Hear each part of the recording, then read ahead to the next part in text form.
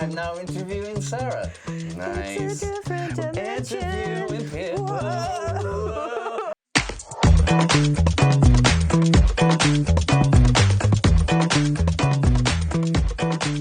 So, Sarah, what's crack with you? You well? I'm all right, I'm well. Happy days. I like this floor pattern on the Yeah, shirt. I wanted to confuse the I'm viewers' liking this, like this bit here. What would you call that?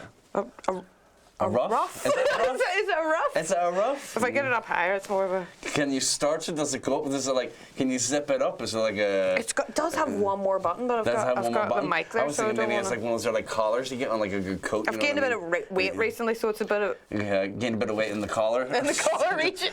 Big fat out collar on you there. Fat neck. Got to slim the collar day, just doing collar Somebody day. must have done that though back in the day with the ruff. They must have had to stretch a ruff. They're all, I need to go rough shopping. I've grown out of this ruff. No longer fits me. Gary, I think your ruff is a bit tight. No, this ruff's a bit tight around the old neck. You want to get it loosened. Get that ruff loosened. It's not the breadth of the ruff. It's the thickness of the neck. It's what they used to say in playing Shakespeare's times. This is by me. Oh yeah, no, sorry, yeah. Just using your interviews the way to do material for my up-and-coming Shakespeare show. A Tale Told by an Idiot, coming next year in 2024. So, Sarah, what's great? How did you get into comedy, Sarah? Accidentally. Accidentally? Accidentally Very ironic. Oh yeah, at the accidental comedy. At the accidental? Yes, accidentally. Do you go through what you went through a wrong door and then walked out on stage or something like that? And, hello. Yeah, and then you walked over like, hey, that was really good. They just looked at you and burst out laughing. Yeah. No, I was actually, I'd gone to university and did theatre. Oh. Yeah. It's all right, like. Yeah, it's theatre. Yeah. Yeah. £2 a pint. £2 a pint, badass. Badass, Liverpool. Nice. Yeah, and then I'd come home and I was like, well, I suppose I did that for a lot of money from the taxpayer, so I should maybe put it to good use. Yeah. So I joined a comedy improv trip. Was this in Belfast? Yeah. Who was it with? There was a few people in it. Not many of them are hanging about now, but you know who was one of them? Who? Johnny Bow. No way! Johnny Bow. Jonathan Bowman. Johnny Bow. That's his full name. Me and Johnny Bow were in the comedy trip. No way, he was doing improv stuff. And we were doing sketches and improv and things. Okay. And one of the other guys that was there was like, I know someone that runs an open mic night up in the Pavilion Bar. Do you want to put our names down and we'll give her a hand at stand-up comedy? And I was like, I will do that. How long ago was that? 12 years. That was nice. 12 years ago. Well, it's that thing I've been doing it 15 years, it blinks by kind of thing. Yeah. I can't remember. You've been doing that long. I have a brain like a sieve, though. Was it Darren McCain there? And I got to remember him and I said, I only know you for 3 years. And apparently I've known him 20. And I was like, fuck's sake, Well, yeah, 12 years. So the PAV, was the PAV? Was the PAV? It was the PAV. The PAV. I know, we're promoting so many other venues here, except for the excellent Accidental Theatre. The PAV? I forgot, it was great, it's good crack. The PAV's good. It was the PAV, yes, me and Johnny were on. Both of us did 5 minutes, and mine was okay, actually. Do you remember what was the kind of first stuff you were doing? I can't remember, but I know that George Firehorse, our boy George, was MCing. He wouldn't have been Firehorse at the time, though. I think he was just George. He was just George Quinn, yeah. Or Magic George. No, we see... Firehorse was created because he wanted people to stop saying Magic George because he didn't want the two identities to get blended. Well, anyway, I didn't really know how to start, and at the time, some sort of gymnastic competition was on TV, so I rolled onto the stage and stood up and went 2.8. And everyone looked at me. Was that your opening gig for your first that ever was joke? I love that. I love that. Sticking to your guns, going, what is funny? This is hilarious. Crack really wasn't. I really like that. What's been your favourite gig that you've done so far?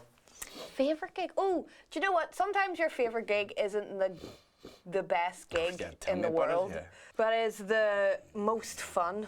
And I think the most fun I've ever had was on Ironmore Island. Oh yeah, the island you saw one off there, the apocalyptic madness. Just an island I of wish I drinking. missed that. I would have loved it. I went down to The that gig was fucking terrible. Yeah. There was like 3 people and there was children, so nobody could do their material. Do you know, if I'm going to an orgy, I'm bringing a good chair and snacks. I don't know. I've done gigs in front of kids before. I think if you make light of the fact that things could get a bit blue, because if a parent has brought their child, if they've brought Wayne, their comedy nights. Well, yeah, no, I've had that where it's been like. Was that a day gig? Was it it a day in the gig? day? Oh no, all See, I've bets are had off that where then. I've All done a bets are gig off. like during the day, and there happened to have been children there, and I was just like, be this on your own head. Yeah. If you and they were only there Yeah. for like 5 minutes, and apparently the kids said it was shit. Well, there you go. Kids No don't- taste. Kids don't like anything. So you're doing these gigs now in Accidental Theatre. What can you tell us about these? What's the story of the Accidental Theatre gigs? Well, we're hoping to get more. We're hoping to get more shows that are just giving a spotlight to local comedians that don't get a lot of spotlight on them, like yourself. Local I get a comedians. fair amount of spotlight. Like, Well, yeah, you're a bad example, But I only actually. run in the circles where we basically own the spotlight, so we can just Yeah. fucking hog them ourselves. No, a like. more alternative crew. Yeah, We want okay. to bring back weird comedy. We want to bring like Like a voice box or something yeah, like that. unusual things. And I'm going to try and get like, if anyone, because this has just gone up on the internet and everyone's been like, who booked this? I booked this, right? And I am working through you alphabetically. So fuck off, I'll get to Yeah. you. I know, it's like in my interview we were talking about how annoying it is to be a promoter. Like, I swear to God. I swear to God, I don't know what this it is. went up on Facebook and 3 minutes later I had like 8 messages from people. I know, it's like you've opened up a grinder or something like that. I was like, and it's no, you cannot fuck me. I remember Luke McGibbon told me a great one, and what I used to do is that he would do a newcomer night, and he would put like 20, 30 people on, and it's a good way just to get the backlog done, because everybody then gets a spot and they're all happy then, kind of thing. And then I was like, I'm not going to that one. I don't want to. I suppose. What's been your worst gig? My worst gig? Ballywalter Bowls Club. Ballywalter Bowls Club. What happened there? That was back in the day when people just did anything for 5 minutes. Right. And someone I knew had organised like comedy for like a charity event. We weren't really up on what the charity event was at all. We just went, yeah, it's 5 minutes, I'm going to do it, it's going to be amazing. And it was a charity event for a guy who had died that nobody really knew.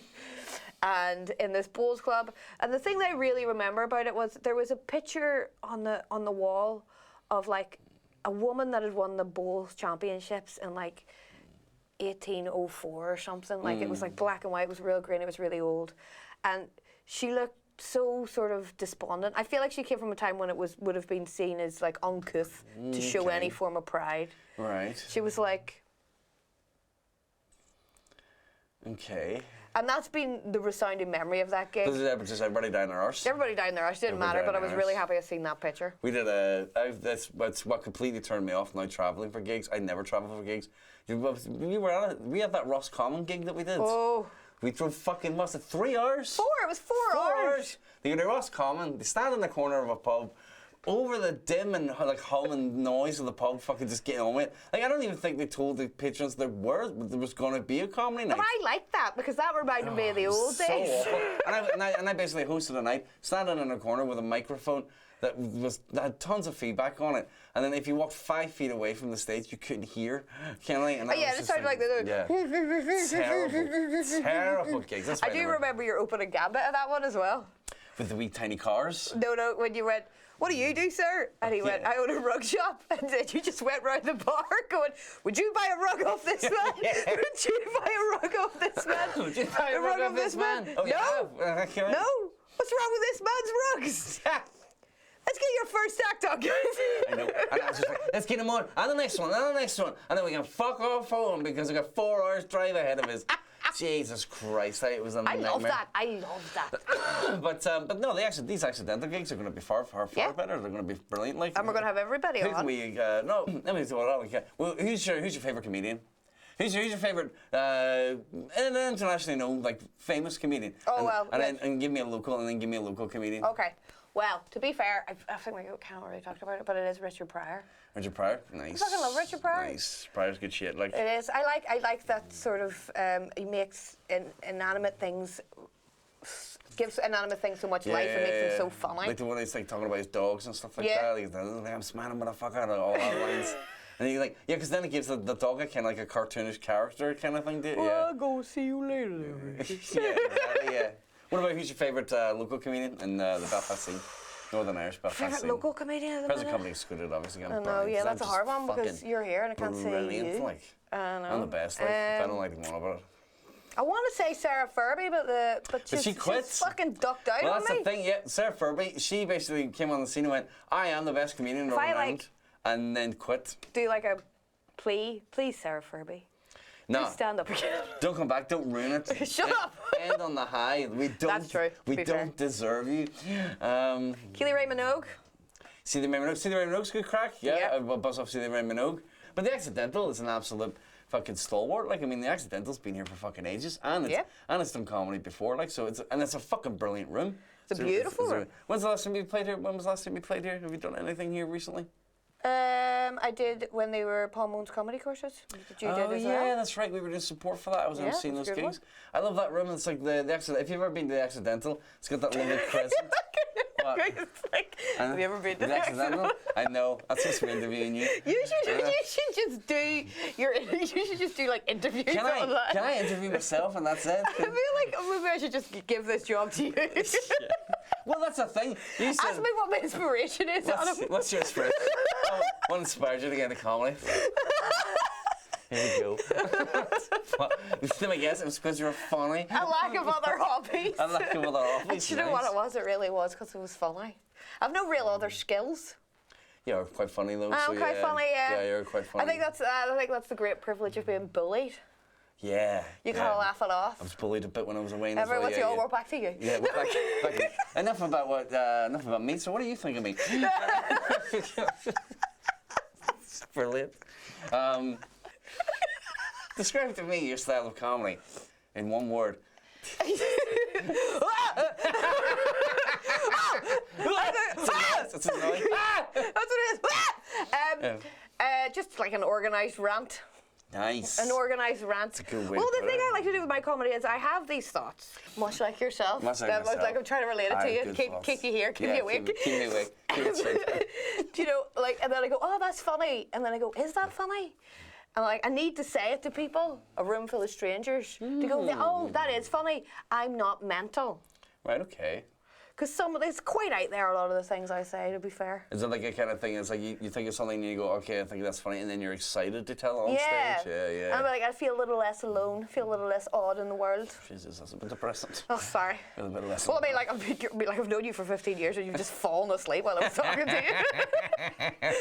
I'm a nightmare. But if you want to see me again, ladies. This is all me, and it's me. But this footage is me just looking at you talking. Yeah, just looking at me talking about myself. We swapped chairs just so I could talk about myself more. That's what with it like.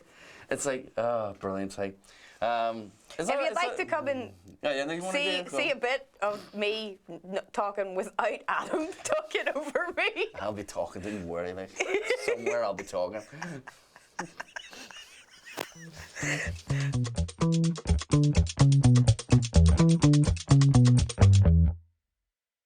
This is Adam Laughlin. And this is Sara Jade Davidson. And join us every month for the Accidental Comedy Club. You can find information about tickets and when the gig is going to be on at accidentaltheatre.co.uk. And if you can't be coming down, you can always stream it online on the website as well.